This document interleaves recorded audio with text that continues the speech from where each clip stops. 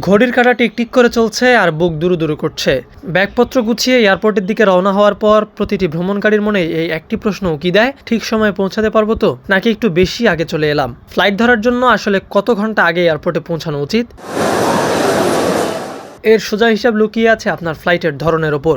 আপনি যদি দেশের ভেতরে বা অভ্যন্তরীণ রুটে ভ্রমণ করেন, তবে ফ্লাইট ছাড়ার অন্তত 2 ঘন্টা আগে পৌঁছানোই যথেষ্ট, কারণ এই রুটে ইমিগ্রেশনের ঝামেলা থাকে না, শুধু লাগেজ ড্রপ আর সিকিউরিটি চেকিং পার হলেই চলে।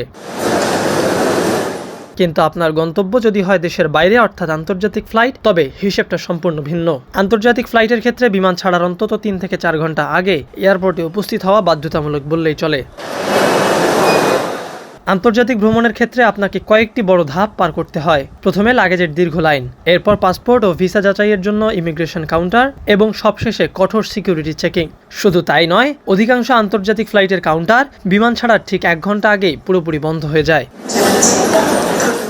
তবে এই সময়ের অঙ্ক কিন্তু বদলে যেতে পারে পরিস্থিতির ওপর ভিত্তি করে, যেমন ঢাকা বা যে কোনো বড় শহরের চিরচেনা ট্রাফিক জ্যাম, উৎসবের মৌসুমে যাত্রীদের উপচে পড়া ভিড়, কিংবা বৈরী আবহাওয়া। এসব কারণে হাতে আরও কিছুটা বাড়তি সময় নিয়ে বের হওয়াই বুদ্ধিমানের কাজ।